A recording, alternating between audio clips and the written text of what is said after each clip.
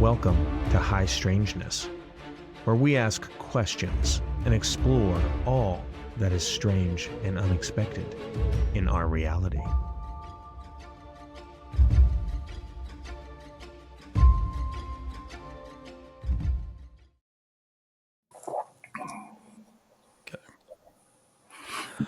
Welcome to High Strangeness. I'm Tony, and this is the place where we talk about all things strange and unexpected in our reality. We are in December, and there are Christmas trees, candles, wreaths, amazing lights, and decor everywhere. So people are happy, right? But aside from that, there are all kinds of troubling stories. There's frightening folklore, and this comes from all across the planet. Well, you might think, why would we talk about that around Christmas time? But this is High Strangeness, and we talk about all kinds of things, all kinds of ways. And so the first thing I'm going to say is I don't know a whole lot about it, but that really doesn't matter because today my guest knows a lot about this. He's a historian, a medievalist, a musician with a master's and a PhD from the University of Leeds in England. He's a writer on a variety of topics in history and the arts, from the academic to the amusing to the appalling. A professional musician with a specialty in medieval repertoire, he plays dozens of musical instruments, has appeared on more than 40 recordings, and has performed in the US, Canada, Europe, and Australia. And he lives currently in the United States in Northern California. Is that still true? No, I live in Washington State now, actually, north of Portland, Oregon. So, All yeah. right. Thank you for that correction. Perfect. So, how is Washington State right now? And welcome, Tim. Thanks for coming on today. Thanks so much. It's a delight to be here. It's a little gray today, which is great. I actually prefer fall and winter weather. That's appropriate for the book here. But yeah, yeah, it's nice out. Yeah, we're kind of in that time period when it kind of like summer and fall are kind of competing for days, and one day it's sunny and warm, and then the next day it's cold and rainy, and they're kind of going back and forth. But fall is slowly winning, which I prefer. So Yes. yeah, I'm a fall guy too. I mean, my wife argues, she'll say, "Hey, I want it to stay summer," and I'm ready. I'm wearing football stuff because I'm a big football fan, but I love everything yeah, fall, holidays, Halloween, all that stuff is great for yeah, me. It's absolutely. amazing. Yeah. Well, I want to start off with saying this. I can see you now, and you've got the amazing hair. But I saw a picture where you had the hair going and this amazing background. It was like a kind of a wooden structure or a wall, and then Yeah. a crest behind that. That looked really cool. Where was that at?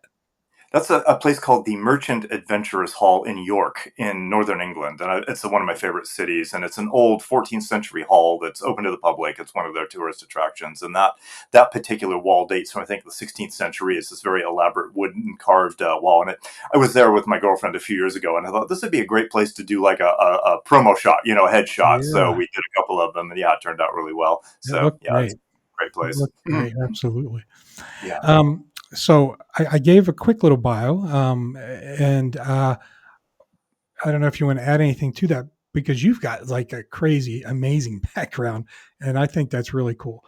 But also, I like to ask authors just a little bit about them. Like, tell us how you got to the point where you are today, and what got you interested in these sorts of subjects. Could you do that for us?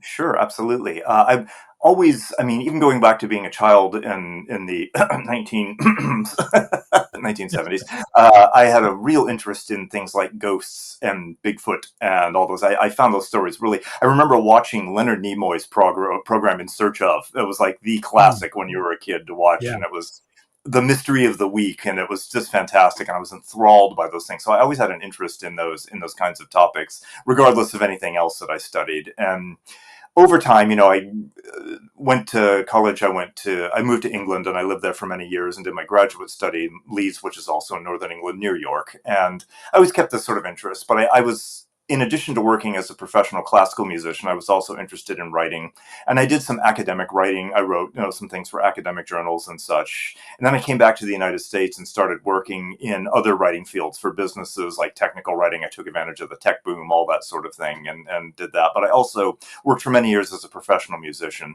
About 12 years or so ago, I started doing some serious academic, like historical writing on my fields of expertise, medieval studies.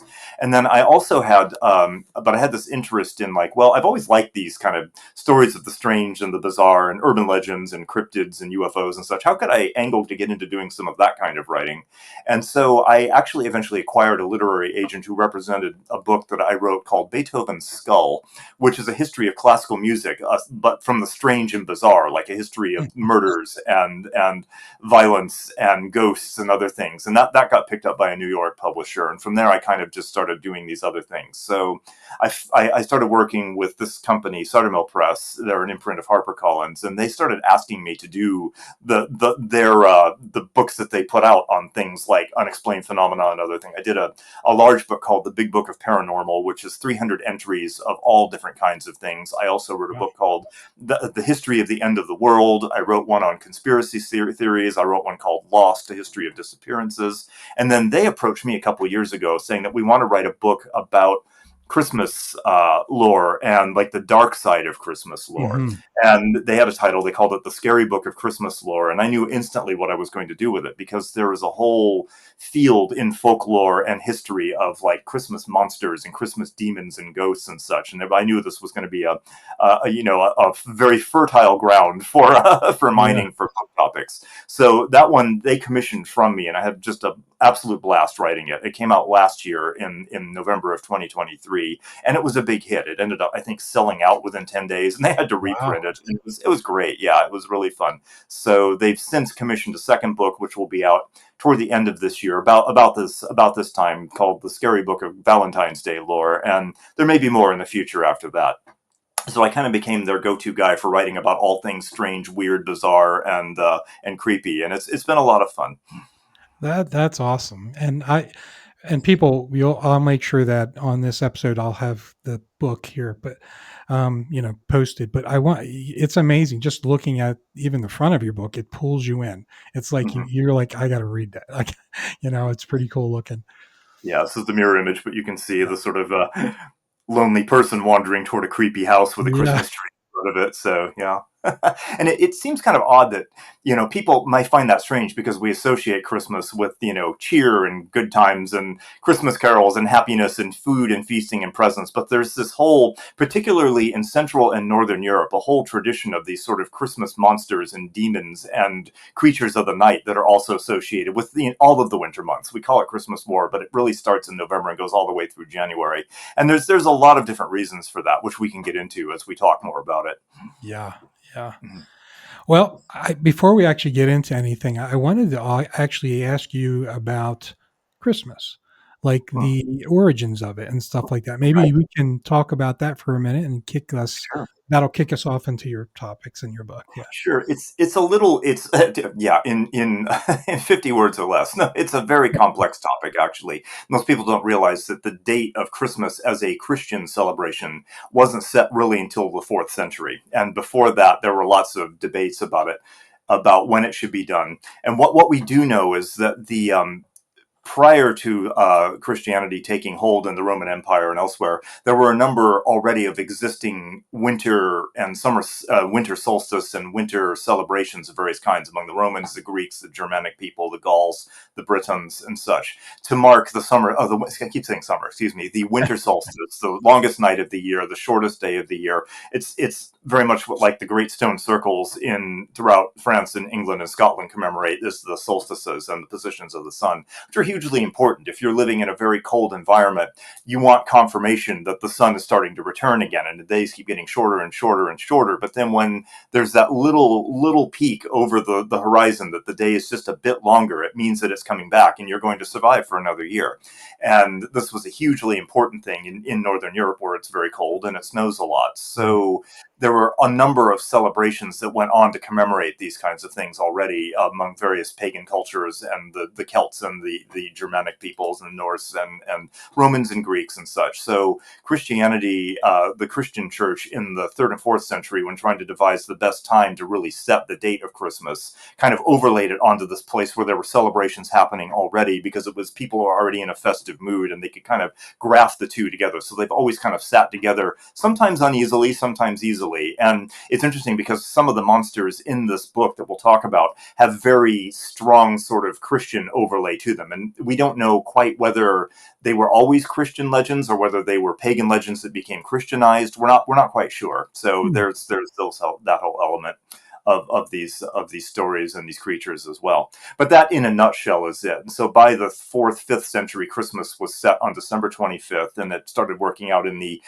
Roman Catholic calendar about very specific feast days and dates and such. And it became set that way, and that was the way it was there ever after. So it Yeah. coincided pretty closely with the winter solstice and also various other events that happened at that time as well, which had previously been celebrated for thousands of years anyway. So it seemed like a good place for them to sort of set everything down. Yeah. Mhm. Awesome. Thank you for giving us that information. That's pretty good. Yeah, because a lot of people, and it's easy to do this. They see what they see today and they think that's why or what it's always been. And Yep. like so many things, there's layers to it, and then there's also the interesting origins. So, yeah, thank you for sharing some of that. Sure. Well, Sure. I do want to say to the audience right now, so it may be time to, kind of put your hot chocolate down, grab a blanket, ready, because we're going to hop into this book here and we're going to Maybe get just crazy. something a little stronger to drink there. Right. Your eggnog with some brandy. Yeah. Exactly. Exactly. Okay. So we've got stories, legends, folklore, all this other stuff. An amazing cover on your book. All these things. I'm ready. Let's get into it. So I'd like to see if you could go ahead and kind of give us a little bit of a preview on the topics in your book Sure. and just take us in any way you want through this. I'm excited. Okay. Happily. So it is an interesting concept, and while the book actually says tales, 50 terrifying Yuletide tales from around the world, which is true. Most of them center in what we call Central, Western, and Northern Europe. So we're looking at like Northern Italy, the Alps, Switzerland, Austria, Germany, all of Scandinavia and Finland, France, Belgium, Holland, the British Isles, Ireland, and Iceland is where the bulk of these stories come from.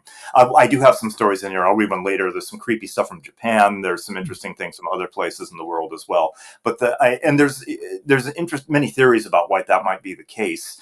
Uh, One of the most obvious, and this is simply that, again, we get back to it being a very cold time of year, and we forget about this in our modern world because we live in comfortable houses. Hopefully, if we're fortunate, we live in houses that are heated. We have plenty of food. We never need to worry. We can go to the grocery store and get all the food we need the day before Christmas and sit inside, and it's snowing outside and we're fine. But I think we forget that even 100 years ago, people didn't have that luxury.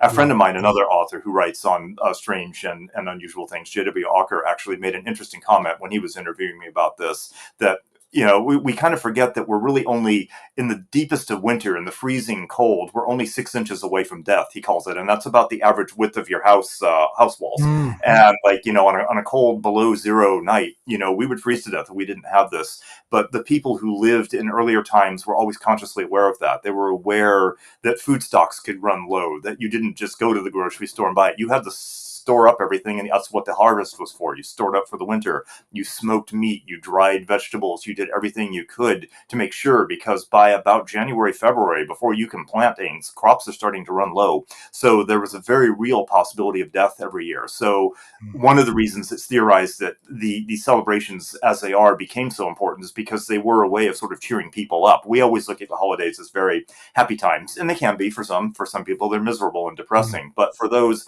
living on the edge in northern climates, you wanted to have something to sort of mark the return of the sun as a reminder that spring would come again, but also that you had this company and you had warmth and you had food, because, in a month you might run out. So they were always living on the edge of death, and winter was a scary time for a lot of people. So it doesn't seem a big jump then to start incorporating legends about things into that. We would tell children, and you look at the grim fairy tales, and a lot of it is telling children not to do things. Don't go into that forest. Don't go into that cottage, that castle. It was for their own safety. But if you look at the idea, also compound that by adding a winter in. Don't go into the forest in the snow. You'll die. But it can also become personified. Don't go into the snow because Belsnickel might eat you. It becomes a thing that you can actually tell children and warn them. And these legends took on lives of their own. And it's entirely possible that many of them were also fed by the equivalent of urban legends of the time, or cryptid type sightings. Maybe somebody saw wolves and their imagination ran wild. Maybe they saw something equivalent to a wolf man or a Sasquatch or one of those types of things. And it's entirely possible. There are reported cryptids all over Europe. So it can be a combination of preservation, of the fear of death, of seeing actual things, of trying to protect children. But what happened is, over several centuries, beginning very early on, 3rd, 4th, 5th centuries, we start getting a whole lot of these kinds of stories about mysterious creatures living in the forest or living in the mountain and such. Now, over time, some of these became Christianized. Some of them may have even always been Christian. We're not absolutely certain. And I'll talk about some of those, because we're going to start off with a story of St. Nicholas, the original Santa Claus, in a bit, which is a little more gruesome than people understand. But St. Nicholas's chief sidekick is, of course, Krampus, who's enjoying a tremendous resurgence in popularity these days. The great sort of goat-faced demon that sort of whacks children with birch sticks and tosses them in a sack. In Switzerland and Italy and Austria, St. Nicholas is... Krampus always accompanies St. Nicholas. In more recent iterations of the character in the last 20, 30 years, of which we're seeing a kind of modern folklore movement. Krampus is his own thing, but historically he was St. Nick's faithful sidekick. And whereas Nick would distribute toys and fruit and candies to good children, Krampus was there with the lumps of coal and the birch stick and the punishment. So they were two sides of the same coin. And there's theories about Krampus's origin as well that we can go into. So what you have are these kind of interesting stories that grow up in a lot of European cultures and villages, stretching from Iceland to Ireland all the way out to Greece and Turkey, about these strange Christmas demons and devils or witches or ogres and such that inhabit the darkest months of the year, the coldest months of the year, that are the most dangerous. So the cold not only brings the danger of death by freezing to death or lack of food, starvation, it also brings these creatures that come back every year to sort of almost reinforce that fear and make it even more dreadful. So that's what you find with a lot of these, is that they're deeply baked into the folklore of these cultures all the way across Europe. Wow. Yeah. Amazing. Yeah, I didn't realize that about Krampus. I mean, really, they're like two sides of a coin, really.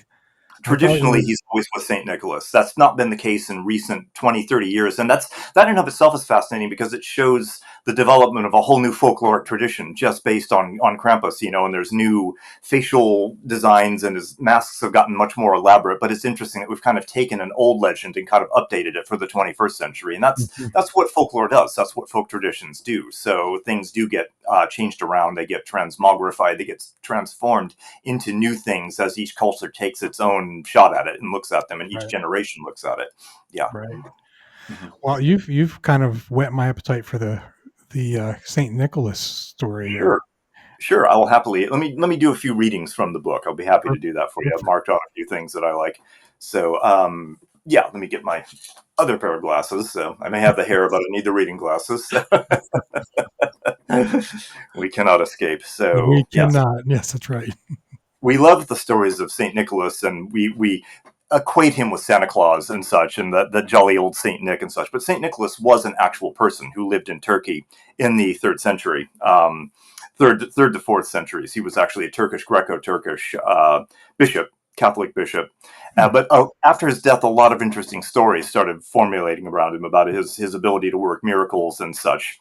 And what I'll do is I'll look at both of these. I'll do Nicholas and Krampus, since they're so close to each other in time. But this is a wonderful story. It's what I've done with this book is they're like they're almost like dictionary encyclopedia listings, and they have these beautiful illustrations. There's a St. Nicholas illustration, but the story is delightfully titled St. Nicholas and the Butchered Children. That gives you an idea where we're going. This is not the kind of stuff you're going to see. This is not the Grinch, this is something very different. So So I'll read. Let me read some passages from about this particular story. There were many versions of this story that circulated about Nicholas as early as the 4th and 5th century. It was a well-known story throughout the Middle Ages. So Saint Nicholas is a handy alternate name for Santa Claus, but there really was a Saint Nicholas who lived in Asia Minor, what is now Turkey, from about 270 until his death on December 6th, 343. And December 6th is still Nicholas's feast day in the Catholic Church. And it's important because the night before that is known as Krampusnacht in German, which is Krampus night. So Oh, wow. the day before Nicholas comes, the night before, on Nicholas Eve, Krampus comes to, to steal children.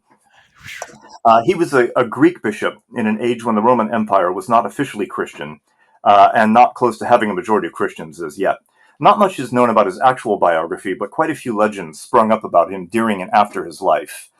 He was known for his generosity, for giving money to people, and he was, as I say, quite possibly the first secret Santa because he would make donations to people anonymously. Mm. But let me see. What is the okay? Yeah, the most famous legend concerns three children and a very evil butcher.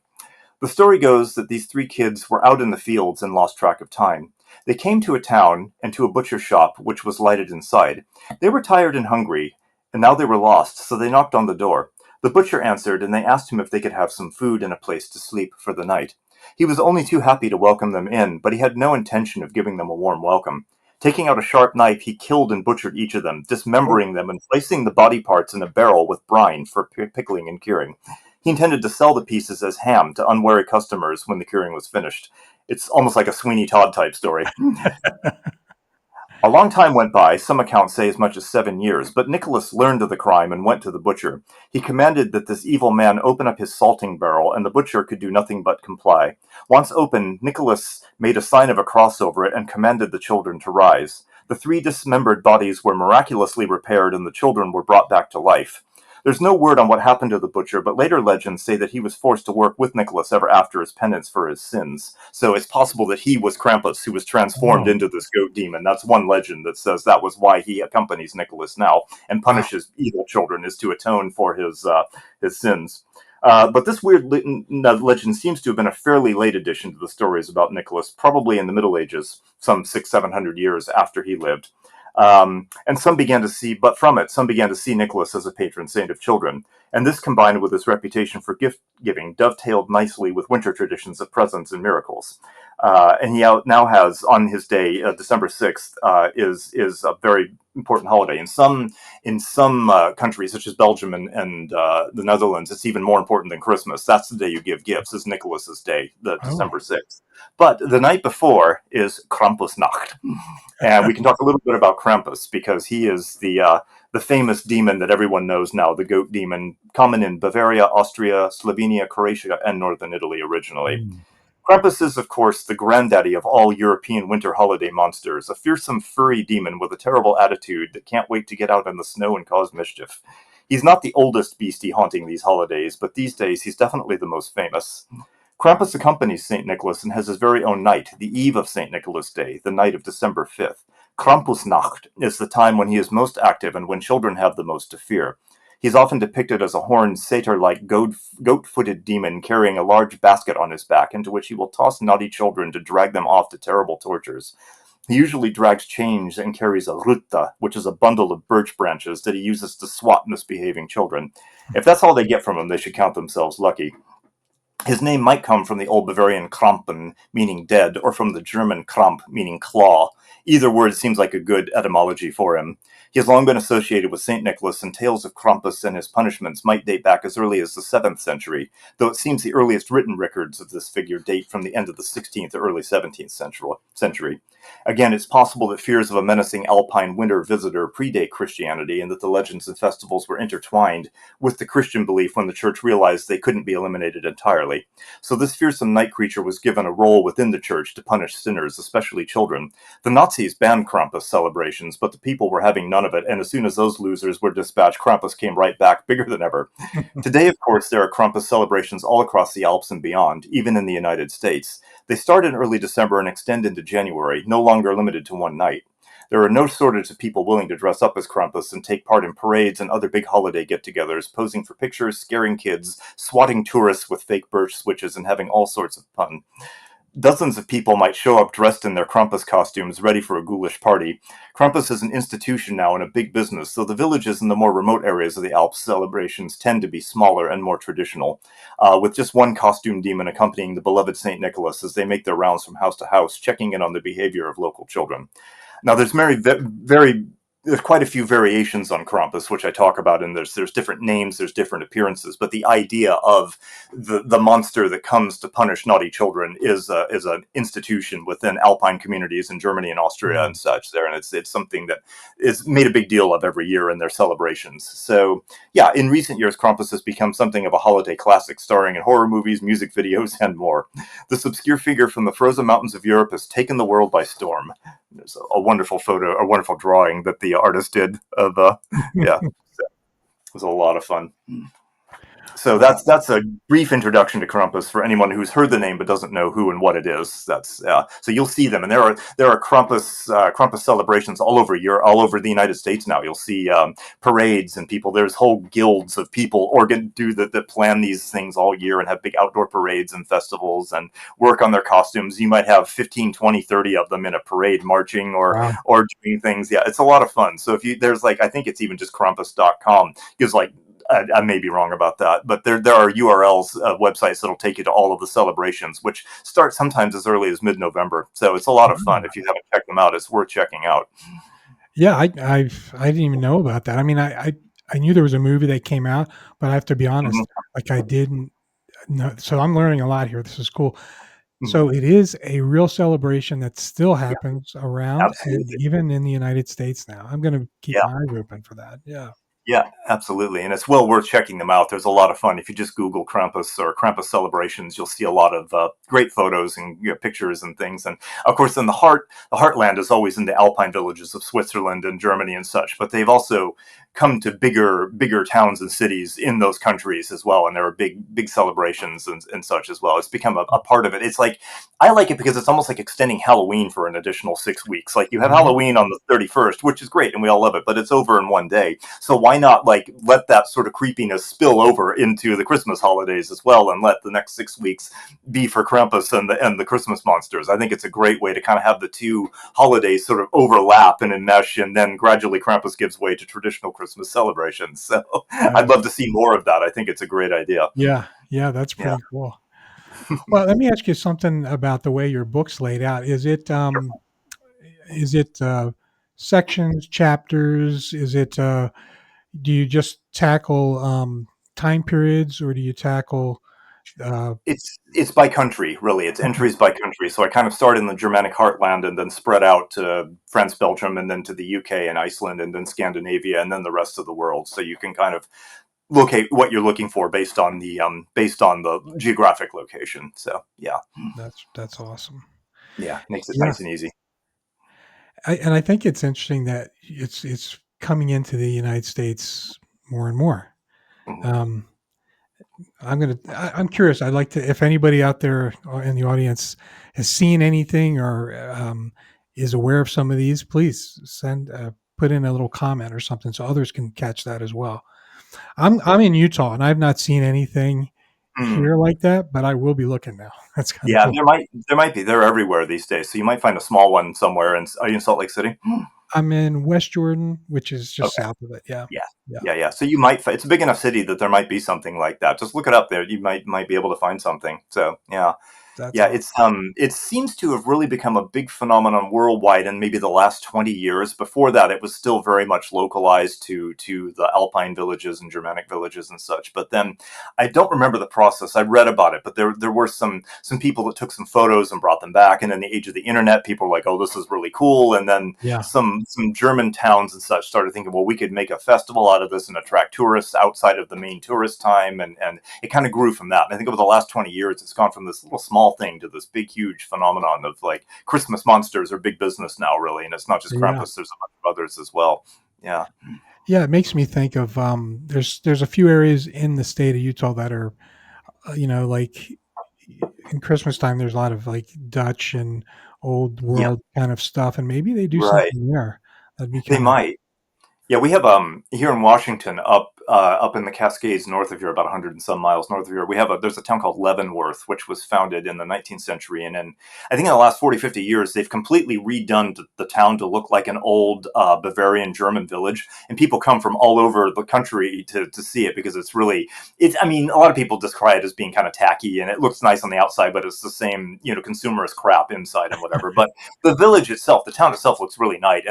And the Christmas celebrations are booked out months in advance because people want to stay there because it looks like staying in a little village in Switzerland or Germany and such. So, they probably, I would not at all be surprised if they have Krampus celebrations there because that's like a perfect pairing for them. So it's like peanut butter and jelly, Yeah. Yeah. I've got something to look to. And so I want to surprise my wife. I hope they do. And I don't take her to something like that. Yeah. Look around, and for anybody who's listening, look around online. Although the biggest ones, certainly in Europe, happen on Krampusnacht on the 5th of December. There's stuff happening before. There's stuff happening after. They actually continue all the way into January. So it's these days, there are things around in various places. So yeah. Wow. Mm-hmm. Well, I want to ask you, what is your favorite? What's your favorite one in your book? Like, what's your favorite? Do you have one, or maybe you don't? Yeah, I have a few. I really like the Scandinavian ones, honestly. The things from sort of Sweden, Norway, Iceland. One of my favorites. Let me see if I can find it. I think I have it marked here. Yes. Oh, yes. I'll read you this. This is the Yule Cat from Iceland. Yule Cat. And I love this one. There's a very scary looking kitty, gigantic cat at your door there. Jólakötturinn. The Yule Cat might seem appealing at first, a soft, cuddly little feline to warm one on a chilly evening and perhaps curl up in front of a cozy fire, purring in content. Or maybe he brings presents to good children like so many other fantastical beings out there. But oh no, definitely not. The Jólakötturinn of Iceland is terrifying, but for what might seem really mundane reasons. First of all, this is no mere house cat. The Yule Cat is enormous in size and lies in wait in the dark to exact revenge on hapless children. What is their crime? Their clothing. You see, old folk custom in Iceland was that children who did all of their chores would receive new clothes for Christmas. Now, most children these days cringe at the thought of Christmas clothing. They dread receiving either socks or underwear, shudder, or some other horrible holiday sweater that they will be forced to wear at the next family gathering while shriveling up in embarrassment. But for children living in the harsh and cold climate of Iceland, new winter clothing would have been most welcome, and they were expected to wear new clothing on Christmas night. Why? Because the Yule Cat would come and check up on them. This gigantic feline would creep into every farm and village on Christmas night and appear into each window to see what the children were wearing. If they'd been good, they would be adorned in their fabulous new Christmas digs or have them at hand to show off. But if the children had been bad, i.e. they hadn't done their chores, and didn't have at least one new item of clothing to show off, the cat would do two things. First, it would eat whatever dinner had been made for the children, but going hungry was the least of their worries, for next he would drag the naughty children out of their homes and eat them as the main course. Written legends of the Yule Cat only date back to the 19th century, but the tradition is probably much older than that. The Norse goddess Frau was said to ride a chariot drawn by two cats, and a number of other beings could shape-shift as well, so it's possible that belief in a monstrous cat originated in pagan times. But it might just as easily have been an invention of worn-out parents who needed the children to pull their own weight around the house. In addition, it seems to have become a tradition so that those who were better off would be mindful of those who are not. The poor might need the charity of some new or at least new to them clothing and stave off the dreadful fate of being snapped up by the ravenous monster cat lurking in the snowy wilds outside of their dwellings.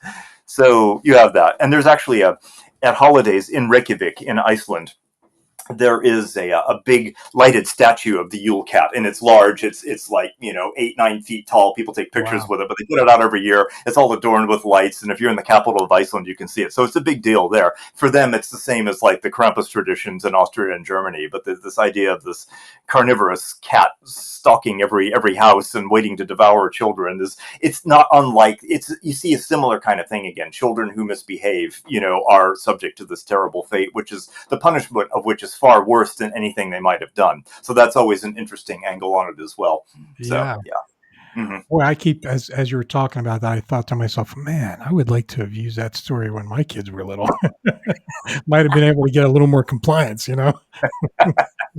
Yeah, and it could just be, oh, that's all it is, or there could be, there could be urban legends, there could be any number of things. So yeah, I suspect a lot of these do have some basis in fact, like somebody saw a wolf or something in a forest, and their imagination ran away with them, and over time it becomes tradition. And this is true with a lot of cryptid sightings and types of things like that. This is why we have Bigfoot legends all over the world, and why Yeah. there are all sorts of other things, whether it's the dogmen or Bigfoot or other things. Or the idea of creatures lurking in the wood is very old. It could be crawlers and those sorts of things, or like the ones people claim to see a lot these days, UFOs.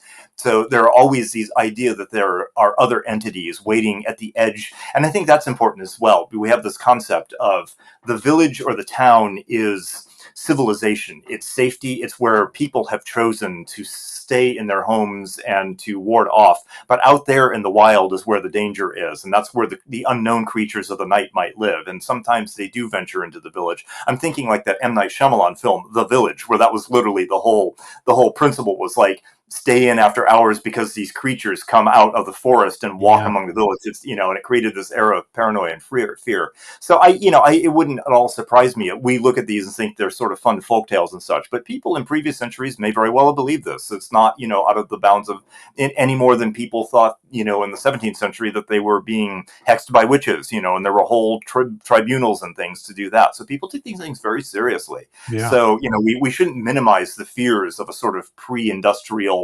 non-scientific society for which this kind of thing, hearing a sound in the woods could be terrifying. Hearing an animal growling, it could let the imagination run wild. So these creatures represent, there's the kind of the boundary between the human civilization and the wild, which is untamed and crazy and dangerous. And you have to be careful when you go into that wild to show it respect. And there's that whole notion of like why you would leave offerings for spirits at rivers or at trees or such, because you're entering their territory. It's no longer human territory. You are a guest in someone else's territory. So you need to be sure that you're on your best behavior, or otherwise those things might come into your territory and violate your space as well. And it's an interesting thing because I think you can see this in some Bigfoot stories and such. I live actually very near Mount St. Helens, and there's the infamous Bigfoot Mount St. Helens story about the miners that were trapped in the cabin after kind of encroaching on what was supposedly their territory.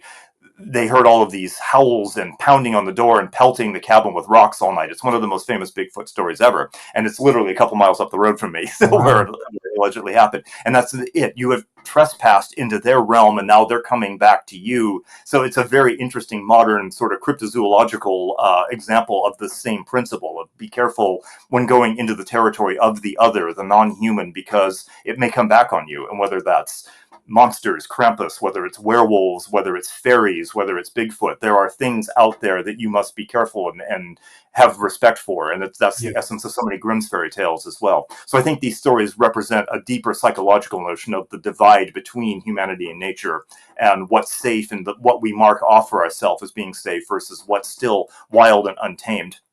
Yeah. And perhaps one of the reasons these things are so popular now is because they do harken back to that. We live in a world that seems very safe, but also kind of sterile. And maybe I think we're kind of craving that fear and that wildness again, to recapture a little bit of that danger that so many of our ancestors lived with. Going back to the African savannah, is there a pride of lions over there? We've got to be careful, and we don't have most of that anymore. But I think there's almost I wouldn't say it's a thrill-seeking thing, but I think we evolved with that sort of tendency to be wary of danger, and having eliminated a lot of it, I think there's a kind of an unconscious craving to get some of that back. And I think that's the popularity of horror movies, the popularity of mythology, the revival of these Christmas monsters. I think all of that is kind of that, we want to be scared in a safe way, in a safe sort of, a place where we can feel safe, but also be a little bit terrified. And that's part of the appeal of these creatures. Yeah. I can see that totally. And it kind of, I've had people say before that they feel more alive when they go through some of that. I mean, it's a safe scenario, like a scary movie, but they like that, right? Or even getting to a haunted attraction or something. Yeah. Haunted house, a roller coaster, that kind of stuff, bungee jumping, skydiving. Those are all those kinds of things that give that adrenaline rush. And some people are really addicted to that. But I think this all stems from, it's possible this all stems from that same sort of desire. Yeah. Yeah. Well, it's interesting. You went in this direction, and it's kind of one of the things I was thinking about was I had interviewed somebody recently, and we were talking about fairies and things like that, Mm, those old folklores. yeah. And one of the things we talked just a few minutes about is how, do they represent something that people see today, but they interpreted it differently back then? And you're kind of talking about that a little bit too, like, and I'm Sure. wondering through any of the work or research you've done, did you see things that really showed as maybe some evidence that maybe people thought they were seeing something, and then you go, that sounds a lot like this or that. Did you Mm. notice anything like that? Well, it is interesting. That's a very good question. Yeah, on the fairy question, a lot of people notice, just as an aside, the strong connection between sort of fairy abductions and UFO abductions. And there's a lot. Whitley Strieber has written about that. A lot of people have written about the fairy mounds of medieval Europe are very much like spaceships that we see now, Mm. and that sort of thing. So there's a whole potential connection there. It is interesting. A lot of the there are creatures like there's one. I don't know if I'll be able to find it. I don't have it marked, but there is a creature in Turkey, of all places, because northern Turkey and the mountains and such does get snow. But there is I don't know if I'll be able to find it. And, there's a couple of different ones, but yeah, is it Bolchuk and Bolchuk Night, perhaps? But there is a creature, or is it the Kata Konkolos, which is actually very Sasquatch-like, which is really interesting. So Wow. it's yeah, there's a whole tradition of these. Yeah, they call him the Turkish Krampus, and it's related to a Greek legend called the Kalikantsari, which are sort of night creatures that invade houses. But it's interesting that they're somewhat similar to Sasquatch and to Yeti and such. And there are legends of these creatures in those ranges going back 1,000 years or more. So is that an actual cryptid that has been mythologized or folklorized? Is that something that's really there? Is it something?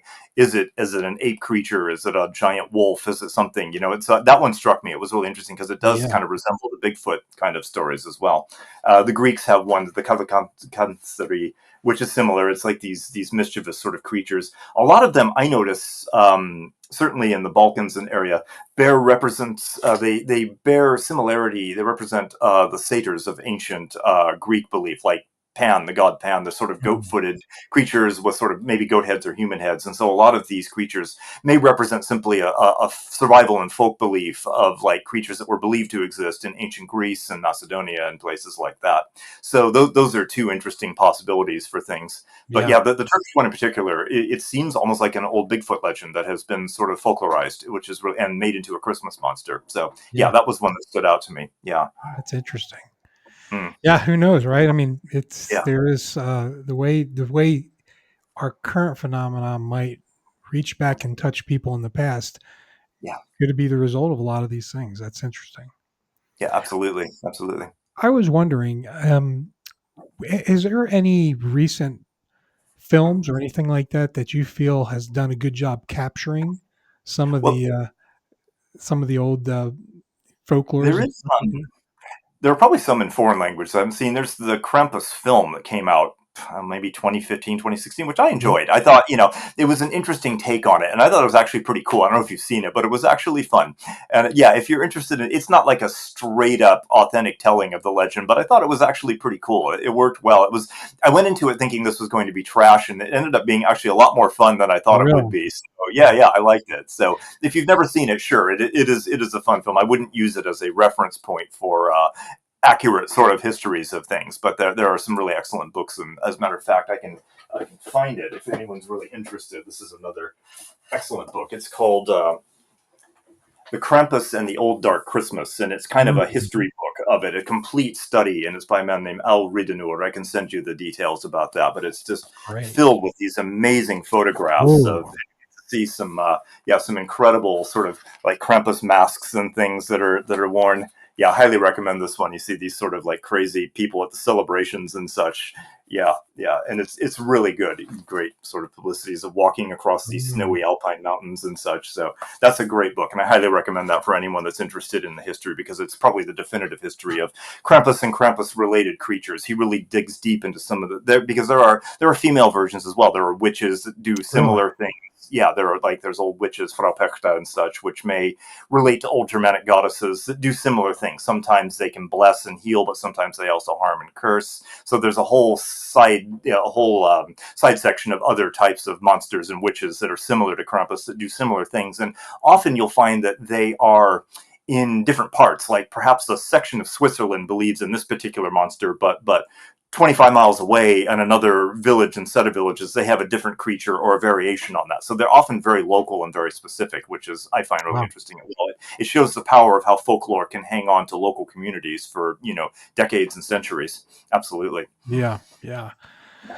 Well, I was wondering, like, just ballpark, how many of these cryptids, these scary things, have you tackled in your book there? I mean, just roughly. I mean, I put 50 terrifying Yuletide tales, but not all of them are about cryptids. Some are about ghosts. I have a Okay. terrific stories. There's some great things. But, I mean, there's at least 30, 35, 40 variations on Krampus and Christmas monsters and this. And that, I haven't included everything. So Yeah. there's others. So, as I say, some of them are very local. Some of them are may only be in a small, 5 by 5 mile region and not really known outside of that. But almost all of them have their roots in things that are from a common source. So, Yeah. yeah.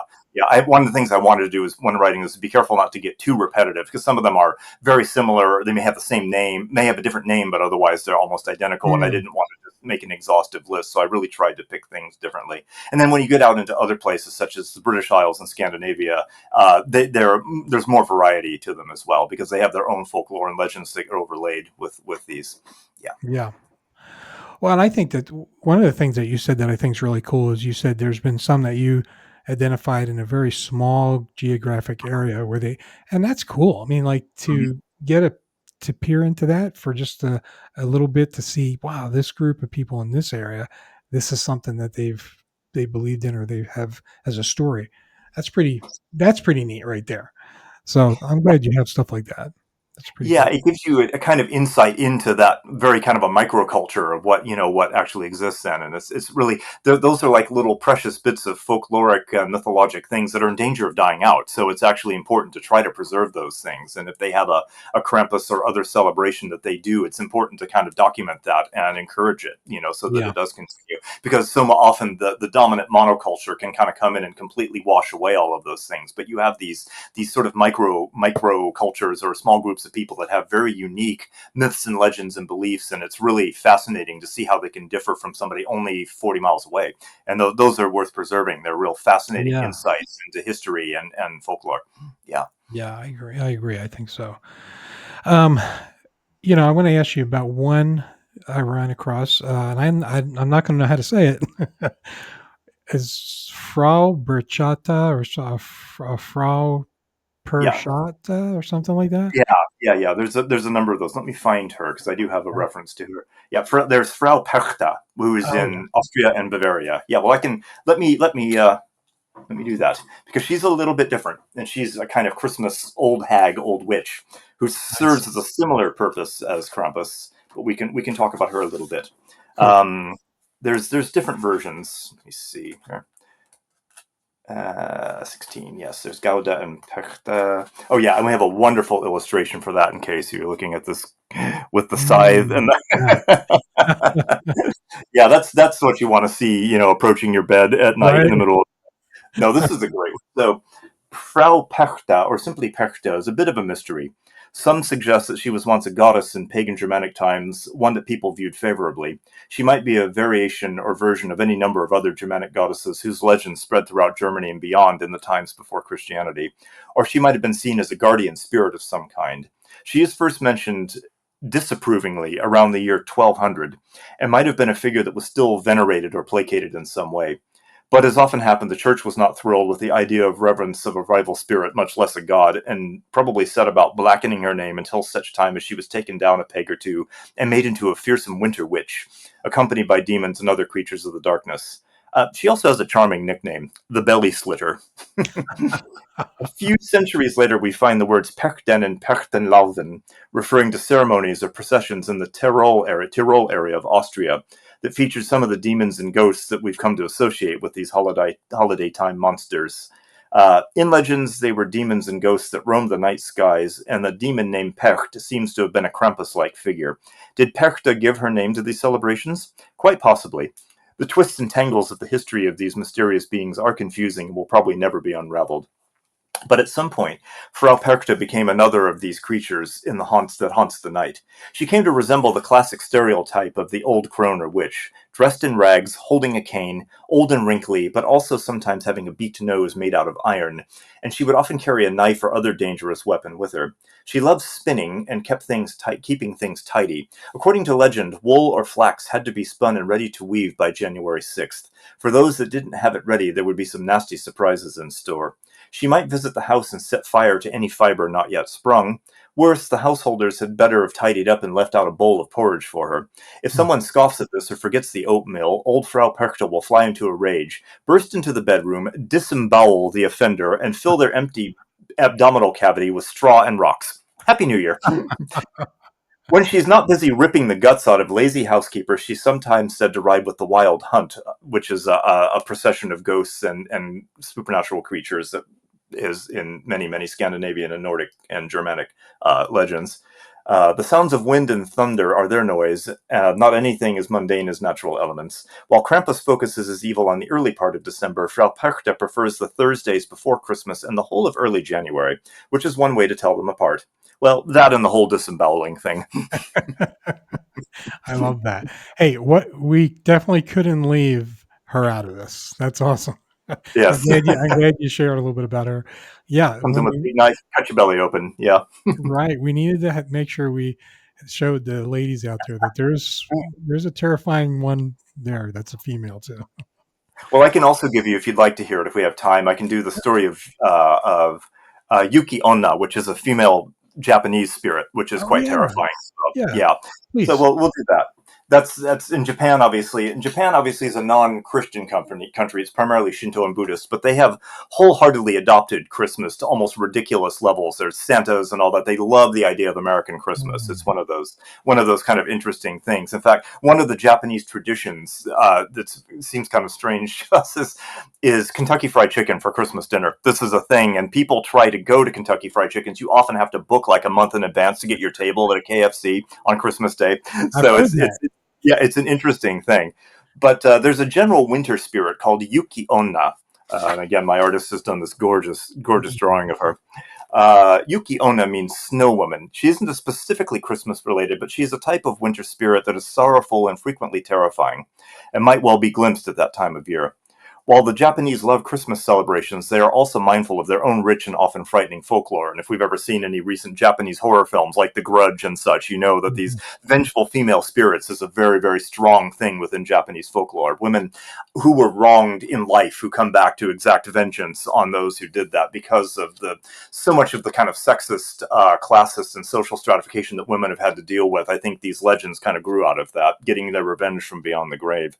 So the Japanese love Christmas celebrations, yes, but she often appears in the second half of January, at a time when traditionally there were New Year celebrations in Japan. So as with European legends, we see a connection between a time of revelry and a sometimes horrible ghoul that would arrive to spoil the fun. She usually appears as a beautiful young woman with long black hair dressed all in white, seemingly one with the snow itself. There are many legends about her. And these can range from sweet to sorrowful to horrifying, depending on what regions where she pops up. It's not quite clear what Yuki Onna is. Some tales say she was a young woman who perished in a snowstorm, or was led into a forest in winter and murdered, while others say she originally dwelled among the gods or on the moon. She came down to Earth to experience this world, but was trapped here and now cannot leave. Any of these reasons would be enough to make her a spirit of murderous vengeance. Legends about Yuki Onna date back to at least the 15th century, when an acclaimed poet named Sogi claimed to have seen her. He said that she was at least 10 feet tall, with completely white skin, but that when he tried to speak with her, she vanished. So it's interesting, you have an actual historical thing. It's not just a legend. Here's somebody who actually claimed, in a kind of paranormal, cryptid sort of sense, to have seen this ghost. Her stories are both sad and sometimes violent, a warning to all who venture out onto the cold nights of a Japanese winter. And yet some of her appearances are fairly benign. She might be seen asking for water. If given cold water, she grows in size, but if given hot water, she evaporates. Other tales tell how she knocked at the door of an older man's home asking to be let in to warm up. The home's owner did this, and she stayed for a time and then went to leave. When he tried to stop her and took hold of her hand, it was ice cold. Hmm. She then transformed into a burst of snow and drifted up the chimney. Other stories are less wistful. Sometimes she appears to travelers with a child, asking them to hug it. If they do, the child and the hugger will become covered with ice and snow, and the unfortunate mortal will freeze to death. If the person refuses to hug the child, Yuki Onna will shove them over the edge of the nearest hill to plunge to their deaths. Sometimes Yuki Onna Sometimes Yuki Onna haunts forests, actively seeking out victims. When someone comes by, she will attack and freeze them, and then suck the seiki, or essence, out of their mouths, leaving them a frozen husk. Children have especially desirable seiki, apparently. Some legends of the malicious Yuki Onna say that she enjoys ripping the livers out of her victims, but almost all of them include her freezing her captives to deaths in one way or another. Other tales of Yuki Onna say she will call out to a traveler, and if that person answers, she will attack. On the other hand, different legends warn that she will call out to a traveler, and if that person ignores her, she will attack. So basically, you can't win, and the real lesson here is to stay home when it's snowing at night. Right. I love that. Yeah, I was thinking that as you're reading that. I'm going, there's no winning with this one. That's No, for there sure. isn't. You're in trouble. Yeah. No, there's a whole rich lore of sort of vengeful ghosts in Japanese folklore, and that's part of that whole tradition. But that one's uniquely winter centered, and so it seemed That's, appropriate to include with this. yeah, thank you for sharing that. That's really Sure. that's great. Well, listen, we're getting close to the end of our hour here, and I really appreciate you spending some time. No, But it's a was pleasure. there anything that maybe we should have covered? Like, is there something that you're thinking, you know what, I got to get this out about the book or something? Or did I we do mean, a good job? yeah, I think we're okay. There's a lot of others. There's some wonderful things from Scandinavia. There's some interesting ones from Belgium and Holland. There's even a couple of weird ones from other parts of the world. The book is available anywhere. It should be available in stores. You can also get it on Amazon or at Barnes and Noble. Yeah, and it's a great. I had a lot of fun writing it, and I learned a lot, and it was really great. So if you're looking for something that can be a little of a ghoulish addition to your holiday traditions to learn more about these figures, you can also look up some of these creatures online, and there'll probably be some stories about them. Mine is more like a kind of encyclopedia of them rather than Mhm. being a lot of stories, but there are many stories about them as well. So Yeah. yeah, modern and old folk tales about them. But I think we should add a bit of the ghoulish and the horrific back into the holidays. It just makes Why for a not? nice extra edge. That's right. Softens the excessive sweetness there. For sure. Yeah. Well, and I want to tell the audience out there that we covered it for a minute earlier in the show here, but there's a new book coming out probably Mm. real close to when this one airs.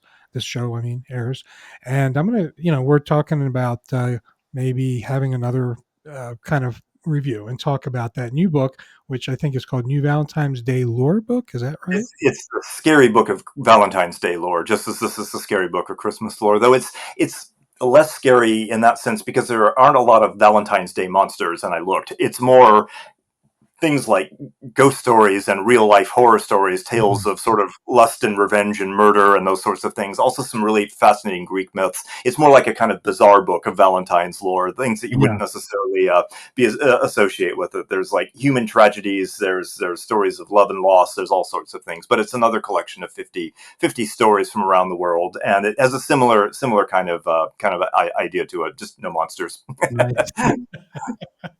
Well, I wanted to ask you also to just kind of giving people a little preview of future things. Mhm. Is there anything that you think you'll be working on down the road? Or are you waiting to decide what are your next projects going to be? Or Yeah, I mean, I'm always working on some things. I have other. By the time this book is out, I'll have another book out. This just a few months ago, I released a book called Northern Mythology with Mm, HarperCollins, which is a study of Norse mythology, but also things from Finland and from the northern indigenous people, the Sami, and it looks at how they all relate to each other. And it's a beautifully illustrated book on all of the northern gods, people like Thor and Odin and all of those, but mm, from a slightly different perspective. And it's for all ages. It's actually meant for ages like 12 and up, and it's got absolutely beautiful illustrations. So that just came out in August. I'm very nice. proud of that one. I've got the Valentine's book coming out. As I said, there was a novel coming out. There's various other things. So I'm always looking at new projects and such. And it's a lot Perfect. of fun. I'm not sure what I'm doing yet next, but there will be something. I'm sure Sure. something strange and bizarre. Hopefully.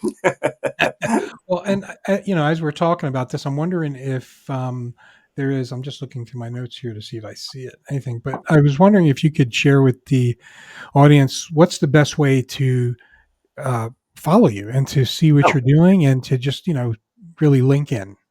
Sure. My website, timrayborn.com, very easy to find, just my name. And I'm also on Facebook, I'm on Threads and Instagram at various places. You can search for me there. Yeah, so those are easy places. I post periodically at those, not as often as I should. I have on my website a thing to sign up for a mailing list, but it's a little screwy right now. So hopefully by the time this airs, I will have taken care of that, and it'll be Perfect. good and you can sign up. I have a mailing list. I don't post often, so people aren't going to be getting spammed by me. If they're lucky, they'll get something every 6 weeks, so it's not like it's a big deal. Yeah. I only usually with like book announcements and things like that. So yeah, but you can make a start at my website and from there go on. Just www.timrayborn.com works just fine. That's And great. all of my books are available, my recordings are available, and other things there too. So yeah. Awesome. Well, look, Tim, this has been great. I want to keep you on for just a minute at the end after we get done. Of course. But I want to thank you again for sharing some time with us here and showing people this cool book, kind of talking about it a little bit. I mean, I want to tell you first, have a great holiday season. Okay. You too. Thank you. Appreciate it. But for those of you out there, make sure you check this out. I mean, you want a little cool and creepy? You got it, right? And what's better than mixing the two right around Christmas time? It'll be perfect. For everybody else out there, I want to wish you a great holiday season as well. And I want you to remember one thing, that there's a lot of strange and unexpected in our reality. So always keep your eyes, ears, and minds open. And until next time, stay safe. Thank you for listening to High Strangeness. This was a glance at some of the strange that exists in our reality.